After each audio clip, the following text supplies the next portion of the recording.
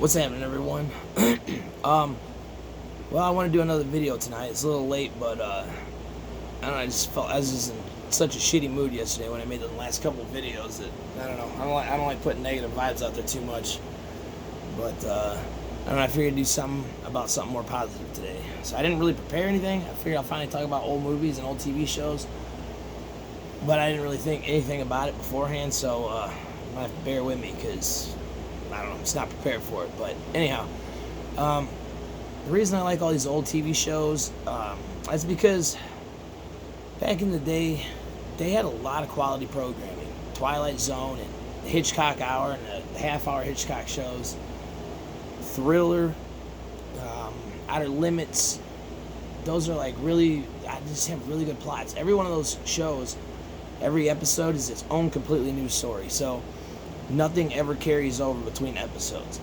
And it's kind of impressive to see that somebody can make a show like that where you have no recurring cast members. It's just new every single time. Now, you'll have people that will pop up in more than one episode as different characters, but there's no connection to the past episodes. And they're just so good. I mean, some of the stories that they've come up with, especially the Hitchcock episodes. This guy had a lot of good crime dramas that he put together. The hour ones are really, really good, but honestly, the half-hour episodes are equally as good. And to take, with the finished product, giving commercials and all that, you're looking at like 22 to 25 minutes worth of time to introduce a new character or new characters every episode and give you some kind of back history as to what's going on. Build a plot, let it unfold, come to a climax, and give you a twist ending, all in 22 to 25 minutes. That's pretty damn impressive. Nowadays, it seems like the only things other than reality shows are Law and Order shows. I know a lot of people like them. I ain't gonna knock them. I don't really watch them. I've seen some. It's not really my style, but it's not bad. But just the lack of quality programming these days is really depressing. These shows, when they came out from like 1950 to about 1970, just those 2 decades worth of film, be it movies or TV shows, was just unprecedented. There were so many amazing things that came and went in those 2 decades that people have tried to recreate them, more modern times, and they just never ever get it right. It always lacks that originality from the earlier series. So, Twilight Zone, they tried a couple times. I think somebody just tried again. I don't even know how long it made it or if it's even on. I never watched it. 85 or so, they tried to do it again. I watched a couple episodes. They were on MeTV for a little bit, so I watched a few. There's some decent plots, but it's like, I don't know, it's just still not the same, And maybe it's because I'm fixated on that time period. I really would love to be able to go back to like the early 50s and just live out the rest of my life back then. So maybe that's why I like it so much, but part of the reason I like it so much is from all of that stuff that I've watched on TV and in movies. So, it's pretty much every episode of every TV show back then was just like big time movie stars were the guest characters, or they might just be one of the main characters in the show itself, because a lot of them had a movie star as their lead role, and then they would introduce other movie stars as the other characters for other stories, and it's just wild. I like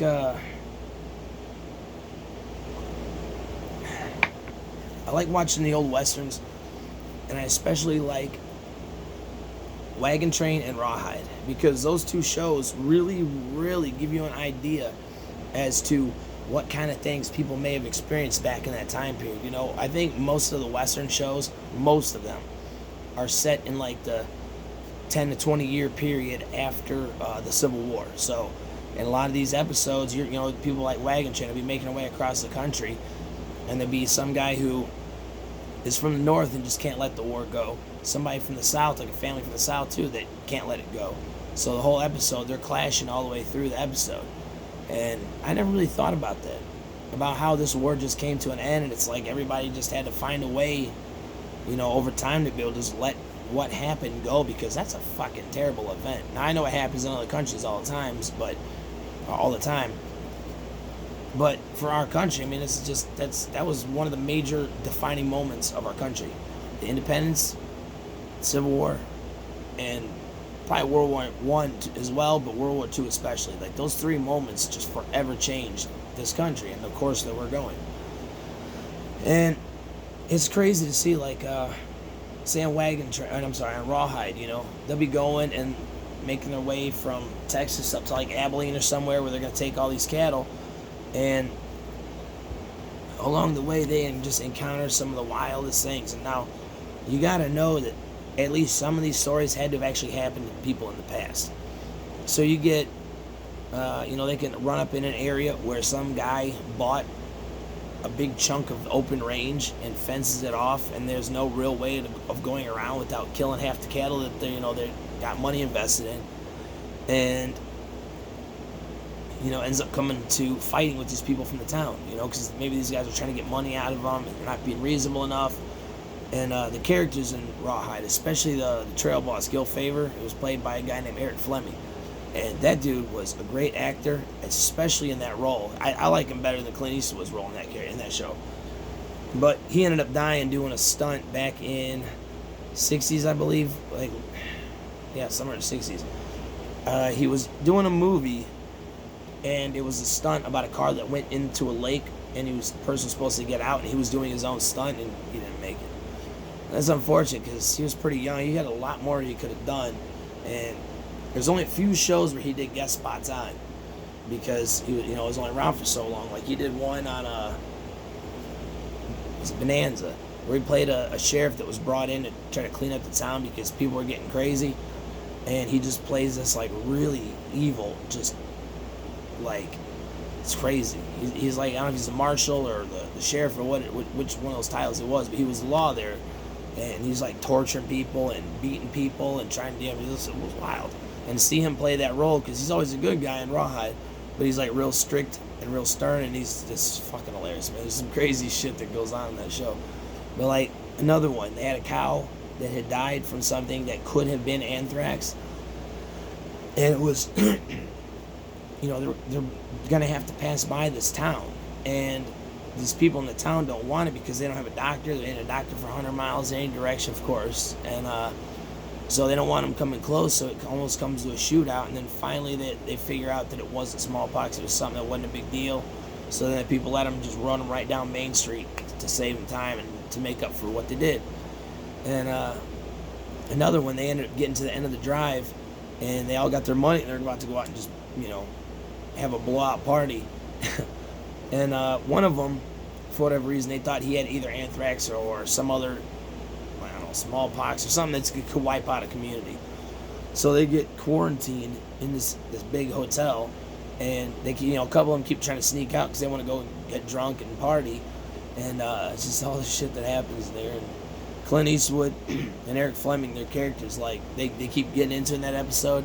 I mean, they argue a lot, but they don't usually actually come to blows until, every now and then it'll happen. But it's like, they're trying to build up both of these actors in the movie world and in the cinema world. So it's like each one had a crack where they'd hit the other one time and they'd just get knocked out. And then later on, it'd go back. And then back and back. It was pretty funny. But you can see how they didn't want to favor one over the other as far as that, that tough guy role. And there's a lot of good shows. My favorite ones include 77 Sunset Strip. It's about these two private detectives, and they got a couple people that help them out with stuff.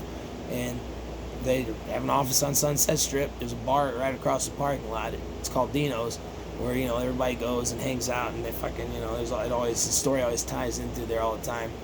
But there's like 200 episodes of that show that was out, and it's a damn good show. Honestly, it came on 5 nights a week on MeTV, and I watched that fucking series straight through to the end. Every night, watch another episode.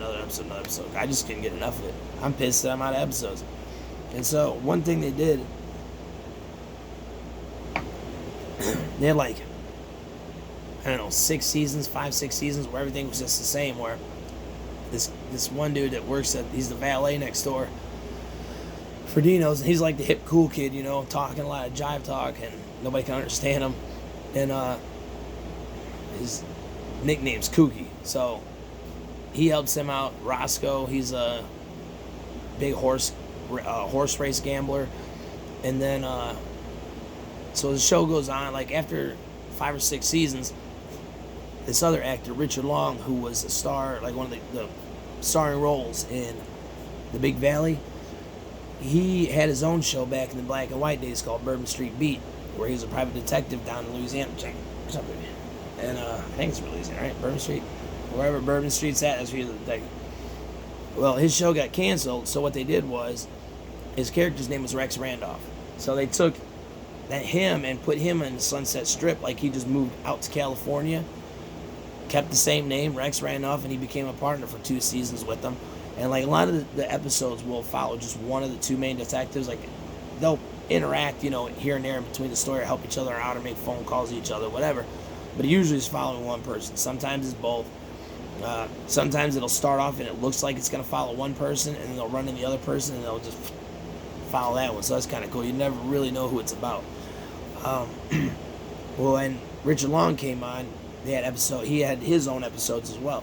And I really liked it. I always liked Richard Long. He's done guest spots in Hitchcock, Twilight Zone, other shows too.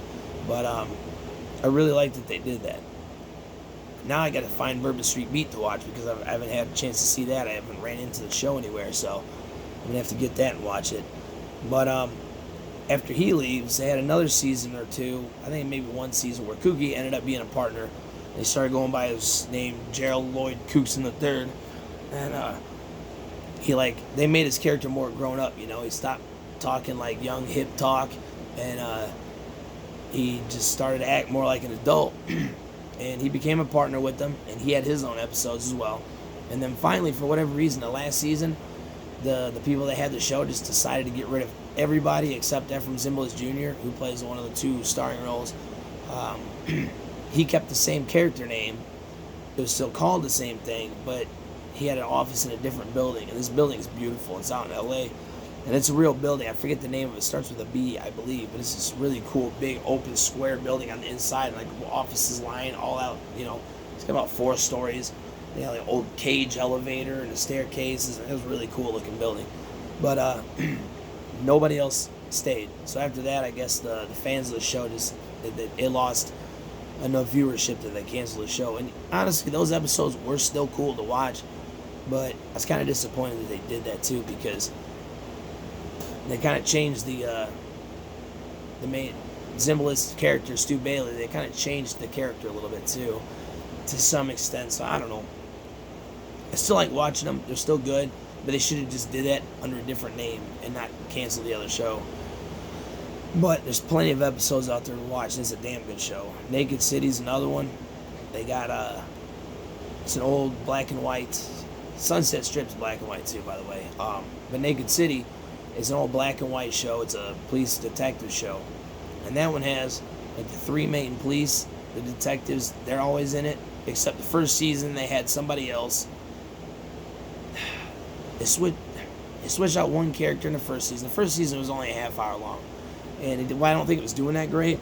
So they killed off one of the officers, and then they replaced him. And then at the end of that first season, the younger detective just wasn't there anymore. They replaced him with somebody else. There was never any explanation of what happened. So when season 2 starts, I think they were going to drop the show, but some other sponsor picked it up and they extended it to an hour. And that was a damn good show. They went about 4 seasons, I think. So that show is phenomenal too. So you still have like the same 3 recurring characters, but it's not like it's still a whole different story every time. And usually the stories don't ever cross paths ever. They're not related to the other stories. It's just a whole new story about somebody else, and they don't really focus on the police. Like, you don't really even know much about them throughout the whole series. You only hear bits and pieces, but it always centers on the guest star and that person. It shows their life and what they got going on, how this crime comes to be, and what happens, and the fallout afterwards. And it's a damn good show. Unfortunately, I watched that all the way through too, but that was a really, really good show. Richard Diamond, private detective. The old show, The Fugitive, the guy David Jansen that played The Fugitive, he had this show before that. And so he was Richard Diamond, he was a private detective, as title fucking clearly states. But that was a damn good show too. That was another half-hour show, so you got 22 to 25 minutes of coming up with a whole new plot and a whole new story and making it actually really good. That was another one I just burned through the whole series till I have nothing left to watch. So I'm hoping that after watching these, if I give it like 10 years, that I can go back and just watch them all over again and not remember shit. Some of them I'll probably never forget because there's just some of them that stood out, or I might have seen them 2 or 3 times, and so some of them I don't think I'll be able to forget, but there's quite a few. Like I just watched the Hitchcock episode the other night, and I haven't been watching it for the last couple of years because I've seen them all, and I was like, damn, I forgot all about that one, and I couldn't remember what happened. I had no idea what happened. Now I've seen it again, so I'll probably remember down the road, but it's just, I keep running out of shit to watch because every time I find something I love, for whatever reason, I just burn right through it.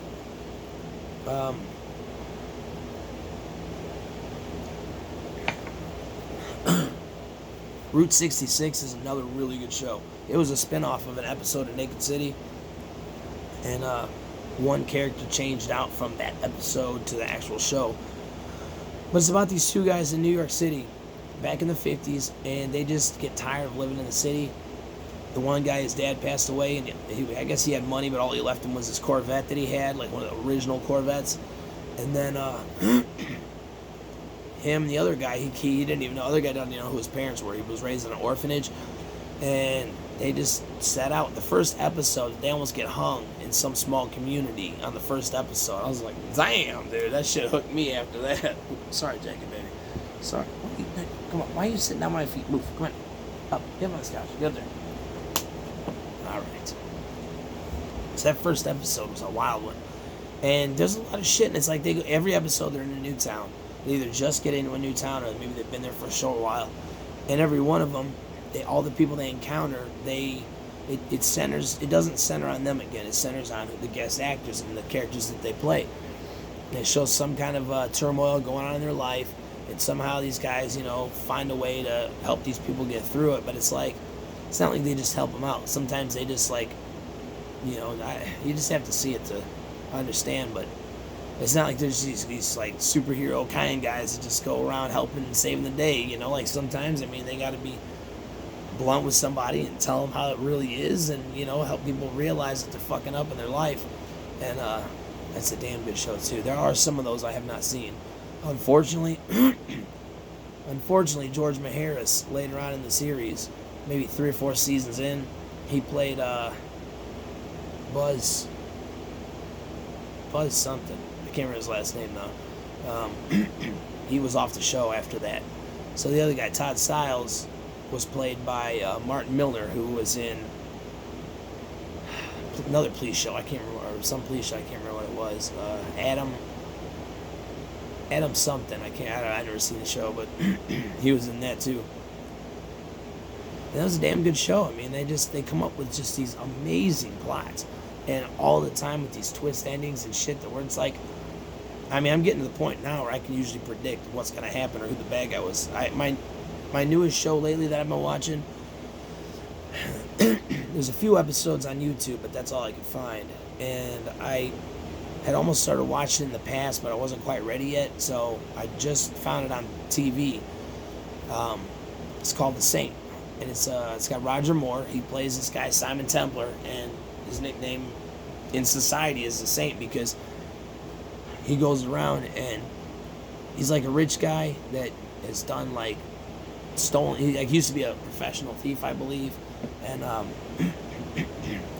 he just goes around from place to place, and like these people he knows or different situations. I've only seen so many episodes so far, but somehow he always ends up getting in the middle of the plot and saving the day for somebody. So it's like he's taking his money that he has and he's like traveling around the world trying to help people out, and hence The Saint. But it's a fucking good show, man. That's a really good show.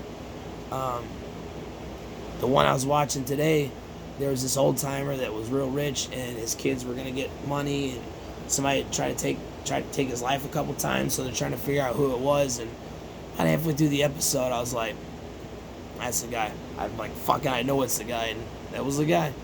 Sure enough, I'm getting pretty good at guessing this shit. But I gotta say, if anybody ever watches any of these old shows, like there's a bunch on MeTV, don't ever read the info. I found that if you read the info before you watch it, Jackie, quick, psst, get, come on, leave me alone, come on this couch. If you read the info, especially for stuff like Twilight Zone, if you read the info, it'll give stuff away, and it kind of like steers your thinking in a certain direction. I don't ever look at the info for any show that I ever watch, because it's just, you're basically going to the show with a fucking blank slate. Now, if there's recurring characters, you know, that's all you know, is that something's gonna happen with this person or these people, and that's it. And you know nothing else about it. So as things start to happen, it makes it less predictable, because you don't really know. Like if I would, after the show was over, I looked at the information, and it said that wealthy guy, someone tried to take attempts at killing this guy or whatever. It's like, I didn't know that going in the episode, and that made it, to me, it made it better. Now, had I read that, it might not have given anything away, but it's like I already knew a gist of what it was about, and it kind of takes away from the fun of it for me.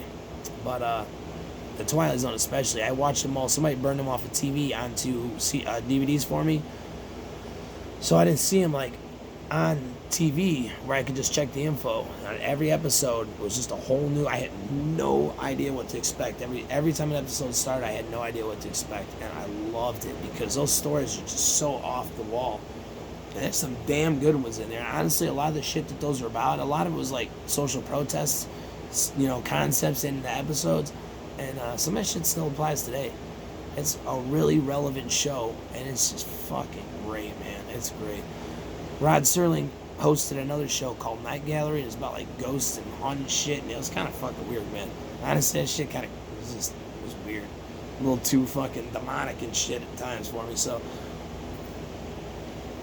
but I guess in that show he didn't have that much control over it, or creative control, so he was mostly just a host on that show. But he had an interesting life too. They have a good documentary about him on YouTube. Rod Serling, very good. So this other guy I found,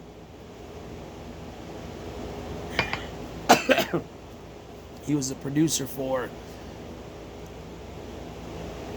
Naked City. He also produced Route 66, I believe, and I think he did some other shows, but I think there's one more that I watched that he did. And then one day I threw in the first Shaft movie. Like the three Shaft movies, the first two are phenomenal. The third one's I take it or leave it, but the first two are badass. And Sterling Silliphant was this guy's name, and apparently he produced the first two Shaft movies too. I was like, no shit, I had no idea about that. But growing up, I always heard the theme song to Shaft, and I always just thought of like another corny song from back in the day, like a bunch of other shit that, it's just like all them pop songs it seems like you hear all the time. And I didn't like the song, but after watching the movie and like seeing who Shaft is and his character, that song is fucking cool as shit, man. Like, it kind of tweaked my hearing on that song because it plays in the opening credits of the first movie. And he's just walking through the city, going about, going where he's going. And once I heard it with a different set of ears, it's just really awesome. I had the lyrics part, it's whatever. But the instrument parts before and after the words are really damn good in that song. So I recommend those movies too. Trying to think of some other shows.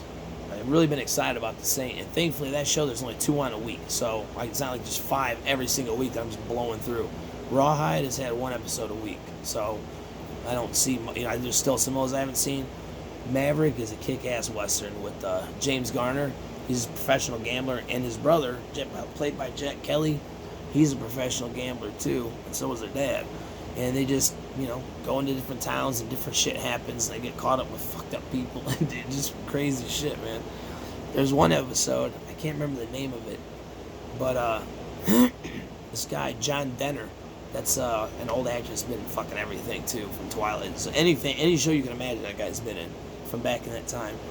And him and his buddies are going to rob this bank. Well, this guy who laid the bricks for the vault, he made it to where there was a secret passage where you can open the wall up from the back side of that bank, there was an apartment on the other side, and that was his apartment. So once Maverick finds out that they're going to rob the bank at night, they open this wall behind the safe, take all the money out, and close it. So once the guy gets in there and finally opens the vault up, ain't nothing in there. So he leaves, and he's just like, what the fuck, man? So next day, he goes and waits to talk to the bank manager to say, I know it was, for a fact you don't have any money in that safe. And he's talking to him, and well, he didn't know that they put the shit back in after they left, and all the money's still sitting there. And this dude's just like, what the fuck, man? And it happens like 3 times. They just keep fucking doing it to him, man. It's a fuck. That was a really good. That was one of my favorite episodes. That one is another one called Sheriff of Duck and Shoot, where James Garner, Brett Maverick, ends up just somehow getting roped into being the sheriff of this wild town where there's been no law. Just hasn't been a law. It's a wide open town where anything goes. So he's got to come in here and try to just stop all the crazy shit that goes on. And that's a pretty good fucking episode too. That one, and there is another one called the Saga of Waco. That's a damn good episode. And I just watched another one. Shit. This other one also had John Denner in it, where he played the president of a bank who was stealing money to go make his own private investments with. Fuck, I can't remember the name of that episode. That was a damn good one too. And I don't know. This guy steals money from Brett, and then so he just tells him that he's gonna get him back, and he makes sure all the town people knows. But he's just sitting there the whole time in this rocking chair in front of his place, just kind of whittling away at a piece of wood, and people just keep asking, like, "What are you gonna do?" All he ever tells him is, "I'm working on it." Well, John Denner don't know that Brett's brother's coming to town, and they got a couple other people all working together, and they just put this dude to some big long con and just get exactly the same amount of money out of him, and he gets arrested for stealing bank funds. So that shit was great. That was a good one. But what else? There's Wanted Dead or Alive with Steve McQueen. That's what made. Sorry, more noises on the porch. So, Wanted Dead or Alive, that's what got Steve McQueen famous, just like Rawhide did for Clint Eastwood. Maverick's phenomenal. What was it? Track Down with Robert Culp. Robert Culp also played in I Spy. I've only got to see a couple episodes of I Spy. Sorry, the neighbor's door is really loud when it shuts. So Track Down Robert Culp, he was in I Spy. I've seen a few episodes of it. It's a very good show. Him and Bill Cosby, back when they were both really young. And they work for the government, I believe. They go, do stop bad guys and shit. It's a good show. But Robert Culp was in Track Down, where he plays a Texas Ranger. And he just, a lot of episodes occur in the same town with some recurring characters, and other times he's just traveling around doing whatever. And I've been watching The Rifleman lately. It's not really one of my favorite shows, but I'm running out of shit to watch. It's on TV, so I had to watch some. So it's not bad though. But I'm not a huge fan of it. Big Valley's good, Bonanza's good, but they're not on my favorites list. There's another show that I'm forgetting. No, Wagon Train. I'm trying to think of what all comes on Saturday on MeTV. I don't know, but those are really good. The ones I've said so far are really good. Movies, there are just so many damn movies. Like Casablanca. It's like when I was growing up, I always assumed Casablanca was just some lame ass love story, and I fucking hate love story movies. And so because of that, I never watched it. Well, as I got older, I started watching movies with Humphrey Bogart in them. I was like, you know what? Fuck it. I kind of heard sort of what it was about. And I was like, yeah, fuck it. I give it a shot. It's a damn good fucking movie, dude. Really good. It's an old school film noir, and it's just fucking phenomenal. I'm like, dude, I can't believe I purposely did not watch that movie for decades because I thought it was some shitty movie. Trying to see what else I got on the wall. Steve McQueen movies, Bullets, badass. The Manchurian Candidate, they redid that with Denzel Washington. The original one had Frank Sinatra, and I forget the other guy's name. He's been in a few things I've seen. That was a damn good movie too, the original. Of course, the Godfather movies, I got all 3 Shaft movies, but the first 2 are the best. Magnificent Seven, 12 Angry Men. That movie, I saw 12 Angry Men as a kid, and I had I don't know how I ended up seeing it, but I was like, it's like all pretty much almost the entire movie takes place in one room. It's just 12 jurors. It doesn't even show you the case. It just shows them come into there and they start talking about things. You kind of figure out what's going on with the case. And 11 people just say, fuck it, they just want to get out of there, so they vote guilty. Well, the one guy's like, dude, you're not supposed to just throw someone's life away. Like, we have a duty to fucking really sit and try and figure this out. So the whole movie is them going back and forth, and over time, people start to change their vote because he shows that there is a reasonable doubt that this person may not be guilty.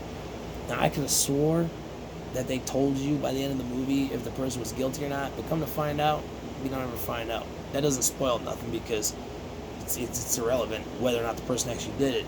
It's what do they end up voting on, you know? That's what the movie's about. The acting is just fucking superb. And that was actually an episode of an old, I can't think, there's so many old shows like Craft Theater and General Electric Theater and Playhouse 90 and all that shit. I think it might have been a Playhouse 90 episode. But 12 Angry Men was originally an hour-long TV episode of a show. And it came out about 5-6 years, maybe 7 years before the movie did. That was fucking good too. I'm glad I figured that out and watched the original. And it's the same basic plot, but it's all different actors. And it's like a lot of these actors I also know too from watching these old shows. So I mean, I pretty much know everybody in both of these, the episode and the movie, that I've fucking seen tons of times. James Bond, Casino Royale. The first time James Bond was ever in film was an episode of an old show like that as well. And I don't remember that one either. I don't know. It might have been an episode of Climax, or can't remember what the other one was. But yeah, so the movie Casino Royale with Daniel Craig, it was kind of like that. The same similar plot, but just, you know, back in the 60s, and it was before Sean Connery ever played him. That was pretty cool too. I am running out of time here, and I gotta get in the shower and go to bed soon. So I'm just gonna leave it at that. I just didn't want to leave the internet with just such shitty vibes, because I mean, I was fucking pissed last night at people. I mean, I am pissed at people regularly anyways, but, you know, I don't like putting so many negative vibes out there all the time, so I want to leave something good as my last video. But if you want to see any good shit, go check out those things that I suggested. Some of them are on YouTube. Richard Diamond is all on YouTube, and that's one of my favorite shows ever too. That was fucking great. I love David Jansen's character in that show. And Sunset Strip is phenomenal. It's not. They just took it off MeTV though, so I don't know where you're gonna find it. It's not on YouTube, but it's a damn good show too. Maverick, Rawhide, Wagon Train. It's just gives you a look into a whole different time period. All these shows in a whole different time period in this country and what it used to be like. So with that, I gotta go because I'm about to get cut off in 10 seconds, 20 seconds. So everybody, have a good one. Have a good, safe, happy week, and I'll talk to y'all in a little bit.